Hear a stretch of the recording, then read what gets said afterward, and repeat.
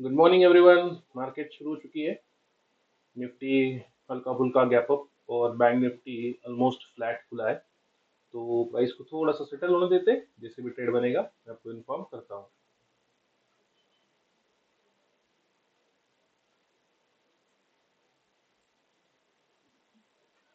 तो यहाँ पे मैंने अभी एक पुट साइड की एंट्री निफ्टी में बनाई है। अभी रीज़न ऐसा है कि देखिए मार्केट आज डायरेक्टली ओपन हुई, ऑलमोस्ट फ्लैट ही कह सकते हो।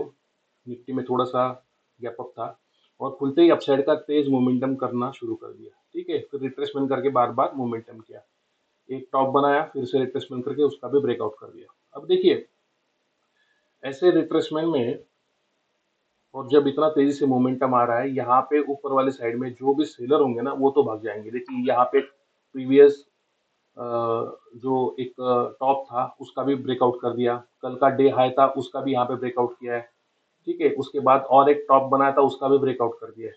तो देखिए हर ब्रेकआउट के बाद यहाँ पे सिर्फ और सिर्फ बायर ही एक्टिवेट होंगे। अगर कुछ सेलर अगर यहाँ पे हो सकता है कि बैठे हो तो वो तो अपने पोजीशन से एग्जिट कर देंगे, वो यहाँ पे नहीं रुकेंगे कि मार्केट अच्छे से तेजी से ऊपर आ रही है तो वो तो निकल जाएंगे। ठीक है, दूसरी बात बैंक निफ्टी में भी क्या हुआ है, बैंक निफ्टी में भी सेम स्ट्रक्चर बना हुआ है। और बैंक निफ्टी ने यहाँ पे एक साइकोलॉजिकल नंबर था 58,000, उसका भी पहले रेजिस्टेंस लिया, कुछ सेलर को इनवाइट किया और फिर जाके एक अच्छा सा ब्रेकआउट करके उन सारे सेलर को भगा दिया। अब देखिए ऐसे ब्रेकआउट में यहाँ पे सिर्फ बाहर ही एक्टिवेट होंगे, सेलर तो यहाँ पे काम करेंगे नहीं, जो कुछ सेलर बचे होंगे वो निकल जाएंगे। इसलिए मुझे लगता है कि मार्केट यहाँ से और ज़्यादा अपसाइड की मोमेंटम नहीं कर सकता है। ये सोच के मैंने यहाँ पे पुट साइड की एंट्री बनाई है। देखिए किसी बड़े प्लेयर ने अगर यहाँ पे पैसा लगाया हो तो बात अलग है, लेकिन मुझे जो प्रोबेबिलिटी लग रही है उस हिसाब से यहाँ पे पुट साइड का ट्रेड बनता था और मैंने वही किया है। तो देखते हैं क्या होता है। आई होप आपको ट्रेड का लॉजिक समझ आया होगा। तो ये मेरी एंट्री है, 30 पॉइंट का टारगेट रखूंगा, 20 पॉइंट का मैं एसएल लूंगा। क्योंकि सेलर के डायरेक्ट एसएल ऊपर वाली साइड में अवेलेबल नहीं है। एक तो मार्केट कंटिन्यूस रिट्रेसमेंट करते हुए सेलर को बुलाते हुए उनके एसएल हंट करते हुए ऊपर जा सकती है, एक तो ये कर सकती है, या तो यहाँ से एक डाउन साइड की मोमेंटम कर सकती है। क्योंकि अगर बायर आ गए होंगे तो मार्केट को डाउन साइड की मोमेंटम करनी पड़ेगी उनको निकालने के लिए, है ना। तो देखते हैं, अगर मेरा लॉजिक सही रहा तो प्रॉफिट बनाएंगे, वरना एसएल लेके चले जाएंगे। इंतजार करते हैं। तो यहाँ पे देखिए एक रिजेक्शन आना शुरू हो गया है और मुझे जो लग रहा है बैंक निफ्टी अभी 58,000 का फिर से सपोर्ट लेके ऊपर जाने की कोशिश कर रहा है। तो यहाँ पे भी बायर्स ही को वो इनवाइट कर रहा है। दूसरी बात, जिन्होंने यहाँ पे बाइंग किया होगा उनको कॉन्फिडेंस दिला रहा है कि मैं अपसाइड जा रहा हूँ, तो वो आराम से बैठे रहेंगे। तो मुझे जो लग रहा है कि एक बार एटलीस्ट 58,000 का ब्रेकडाउन यहाँ पे होना चाहिए। जो बायर्स आए उनको एटलीस्ट एक बार तो मार्केट निकालने की कोशिश करेगा, ऐसा मुझे लग रहा है। तो देखते हैं, अगर सही हुए तो ठीक है, और एक ठीक ठाक प्रॉफिट पोजीशन में चल रहा है। तो इंतजार करते हैं, देखते हैं फाइनल आउटपुट हमें क्या मिलता है। तो यहाँ पे देखिए मार्केट ने फिर से सपोर्ट लेके अपसाइड चलना शुरू कर दिया है।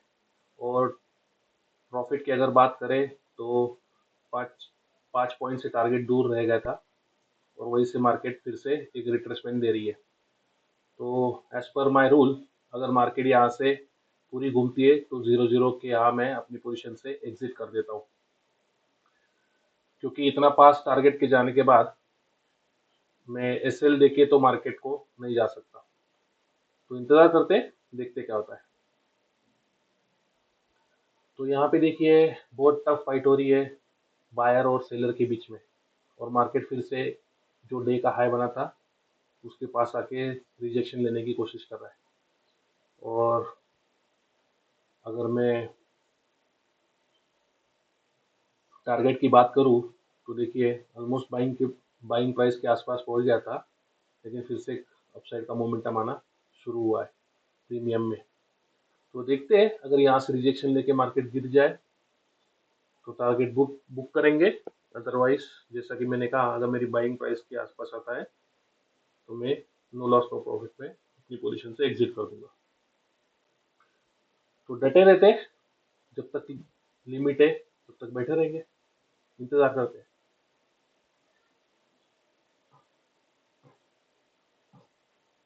तो यहाँ पे देखिए 2 घंटे से ज़्यादा हो गया ट्रेड लेकर और ऐसी बुरी हालत में फंस गया हूँ, क्योंकि ना बाइंग प्राइस के आसपास आ रहा है तो मैं एग्जिट कर पाऊँ, ना टारगेट मिल रहा है। तो अब क्या कर सकता हूँ, इंतजार ही करना पड़ेगा।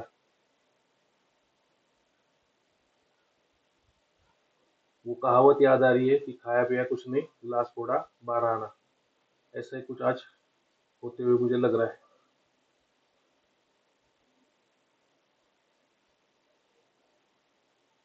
तो यहाँ पे देखिए निफ्टी ने आखिरकार जो डे का हाई बना था उसका ब्रेकआउट कर दिया है, और मैंने अपनी पोजीशन से यहाँ पे एग्जिट कर दिया है, क्योंकि मेरी बाइंग प्राइस के आसपास आ गया था।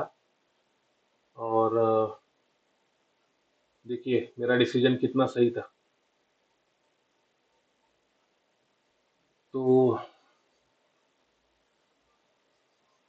जिस लॉजिक से ट्रेड लिया था वैसा कुछ आज हुआ नहीं, और एक अच्छा प्रॉफिट यहाँ पे हमें ज़रूर दिखा था। महज सिर्फ 5 पॉइंट से टारगेट दूर रहा, और फिर जब काफ़ी समय तक मैंने इंतज़ार करने के बाद अभी अपनी पोजीशन से मैंने यहाँ पे एग्जिट कर दिया। तो रूल्स के हिसाब से अगर चलेंगे तो ये हमारे। तो मिलते हैं एक नए ट्रेनिंग सेशन में, तब तक के लिए गुड बाय।